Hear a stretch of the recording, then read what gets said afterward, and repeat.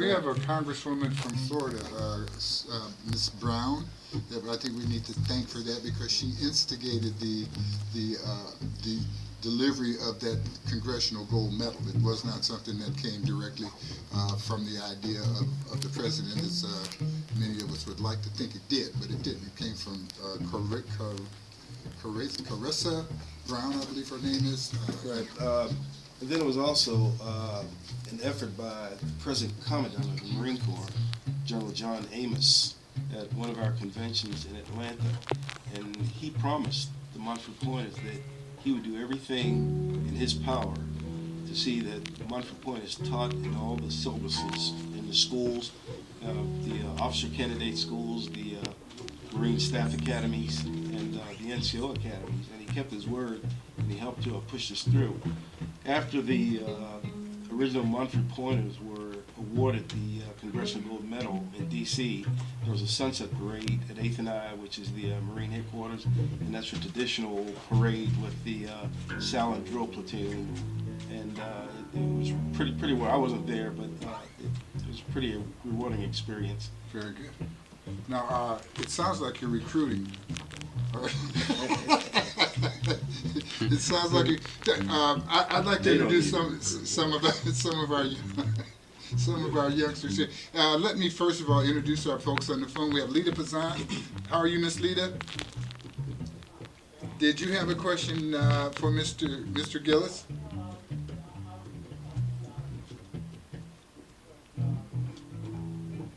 Okay. Very good. We want to welcome you in. Andrew Valles, you're on the line, I believe.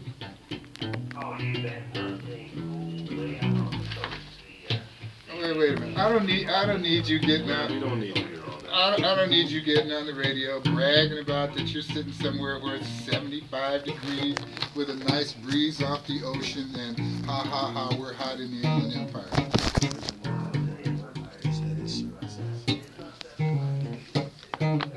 Oh, well, that's better. That's good to hear. Okay, and who's our third caller? Is that Celeste or Leonard? Leonard, how are you this morning?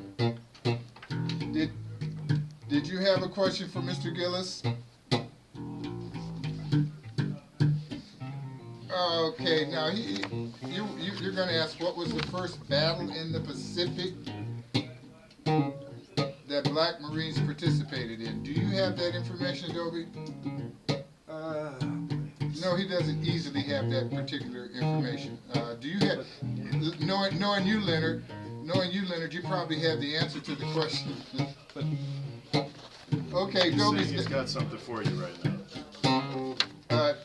Dobie, we had a suggestion from Andrew Valles that was the Battle of Midway. What is your answer?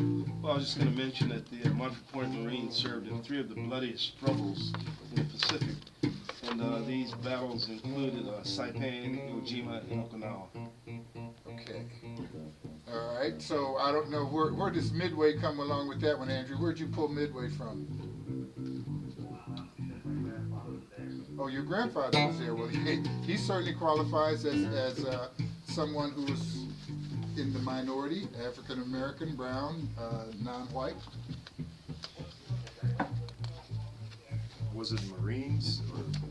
Was he a Marine? I guess we could get real particular on this. He was there, prepared to shed blood, and I guess that's what we'll. I had a question. Okay, Mr. Lilly, who's here in the studio with us, has a question. Well, first of all, I wanted to say that the rank of Sergeant Major, Chief Sergeant Major, Command Sergeant Major is something that goes across military lines. My uncle attained that rank in the Army, and he told me about a drill instructor that he admired highly named Hashmark Johnson. That's right. Is that the same Johnson? Same one. Same one. That he spoke so highly of this gentleman, and he told me that the Mumford Points, or Mumford Pointers as he called them, have a much greater legacy in the U.S. military as far as it goes to African Americans and the legacy of African American service than the Tuskegee Airmen. But the Tuskegee Airmen, for some reason, get all the Well, publicity. they made a movie. They wrote their book. We're talking about movies now. Why don't we make a Well, movie that's about another this? reason with this association, we're trying to keep our legacy alive, to bring this part of history known, because if you ask the average Marine how many boot camps were there or are there in the Marine Corps, they're going to tell you Parris Island, South Carolina, and San Diego. But a lot of them don't know about Montford Point, which was the 3rd boot camp. And a lot of these pioneers are passing on, so that's why we feel so good about them getting the Congressional Gold Medal and finally getting the recognition. And also, wasn't David Dinkins a Montford Pointer? Well, we're going to talk about. I know he was in the Marine Corps, but I don't know. Yes, if he was a original. Montford Pointer, and there were several other people that did well, became, as Ms. Lita was saying, became leaders, civic leaders, people with power and information that helped lead folks back to the facts that we're discussing now. This is Empire Talks Back. I'm Wallace Allen. We're going to take a very short break, and we'll be right back. And when we come back, we're going to continue our conversation with Dobie Gillis, except we're also going to bring some of our interns in and let them ask him some questions about things that they are concerned about. This is, once again, Empire Talks Back. We'll be right back. Very important person in my right arm. This person is going to say hello to you. Your name is Naima Allen, right? Okay, say hello to my audience. Hello. And tell us, why are you here this morning? I wanted to see you. You wanted to see me. And who am I? Papa. I'm Papa. Don't you guys out there forget it? That's right. I'm Papa. This is my granddaughter, and she's going to be one of the greatest communication people on the planet. We're getting her started early, and is that right, ma'am? Yes. You look forward to singing and dancing on for other people? Yes. To do what? Why do you want to sing and dance for other people? So they like me. And you're going to make them happy? Yes. Okay, you're going to make them smile like you make me smile? Yes. All right, good deal. Miss Naima Allen. Now, next to me on my left, I have a very important person, and on her left, a very important person. I have Miss Noelle Lilly. She is an intern with the West Side Story newspaper for the summer, as is Mr. Ernest Carter to her left. I'm going to take a very short minute to brag about New Hope Missionary Baptist Church, the church that they attend. Both of these young people are part of probably a group of 50 or 60 young people from New Hope Missionary Baptist Church who attend the church, and they get a summer intern job as a result of simply attending that church. And we're very proud at West Side Story newspaper and Empire Talks Back to participate in that program. So let me introduce you to Noelle Lilly. Noelle, how are you? I'm doing great. Wonderful, wonderful. And Mr. Ernest Carter Jr., how are you? I'm doing great. Very good. You may see Ernest on his YouTube story where he's describing his greatness in basketball. We're going to school him a little bit, but he's doing well. He's somebody that we're going to be very proud of.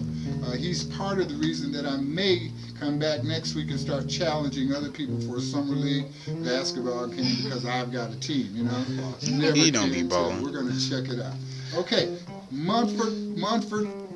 I'm sorry, Miss Lita. I'm not going to leave them. Okay. They are going to start. They have a couple of questions for Mr. Gillis. Let's start with you, Noelle. You have a question for Mr. Gillis. Yes, I do. One thing that I was wondering was that I know a lot of the time from the outside looking in, enlisting in the military can be a very scary thought, especially as an African American under the circumstances that you experienced. I wanted to know what led you to join the military, kind of what led you to that decision, what made you, or what influenced that decision that you made. Well, during the time when I graduated from high school, I was actually working 2 jobs, during my junior and senior years, and my family really couldn't afford to send me to college, and I worked constantly, and through peer pressure, some of my neighbors who had joined the Marine Corps, and you listen to some of the stories of their travels to Cuba, Japan, and places like this. That was a chance to actually join and get away. And then you had the GI Bill that would, help you out also.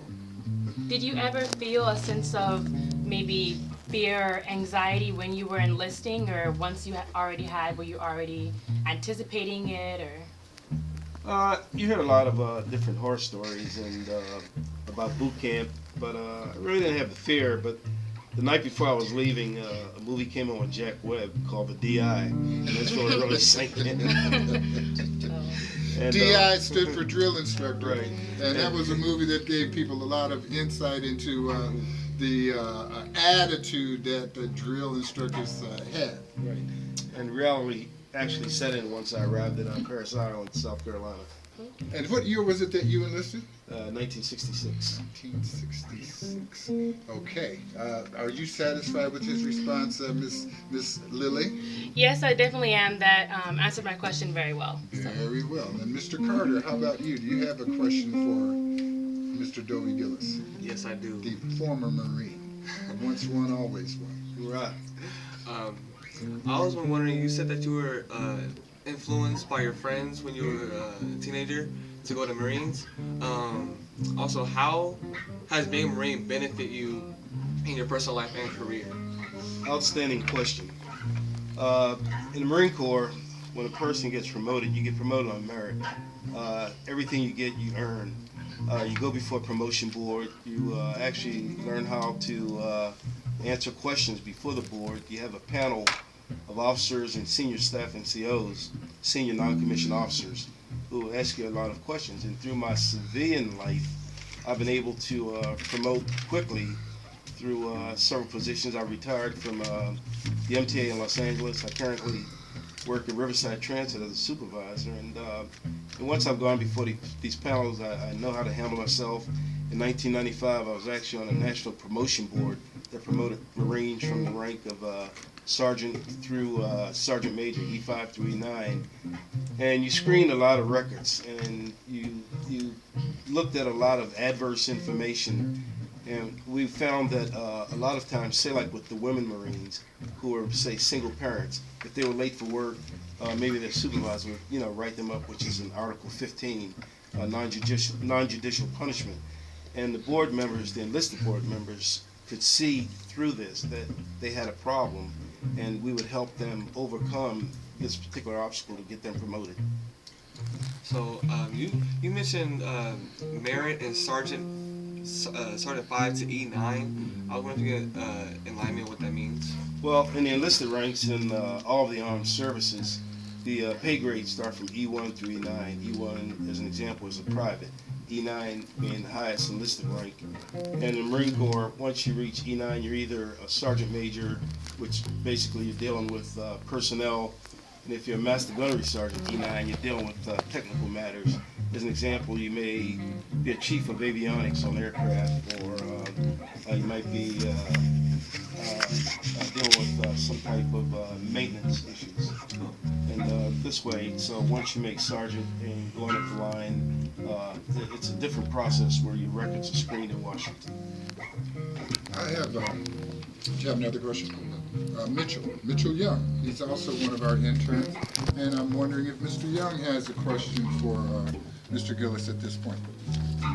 Do you, Mitchell, or do you not? Mumford Point Marine Association, my bad, and how it helped U.S. African American veterans who wanted to be in the Marines. Well, actually, in Philadelphia in 1965, some of the Marines had gotten together to realize that this part of Marine Corps history wasn't known, and they formed this organization, the Mumford Point Marine Association. Today, there are approximately 40 chapters throughout the United States. This summer, in the last week of August, our national convention is in San Diego. Okay. National Convention in San Diego this year? Yes, sir. Maybe you could sponsor a couple of our interns to come down and see what something like that is like? That's a possibility. We could Also, work on that. funny you should mention sponsorship. The Mumford Point Marine Association, my chapter, Los Angeles Chapter 8, we actually sponsor several high schools. We sponsor Fontana High, Eisenhower, Ramona High School, and several high schools in Los Angeles. And we give scholarships out every year, and we also provide the junior ROTCs with plaques for their outstanding Marines. and we participate in numerous civic events.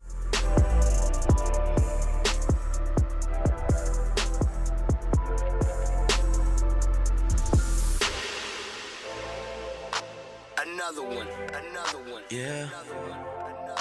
I stayed down with my day one. Then we in the club screaming, no new friends, no new friends, no new friends, no new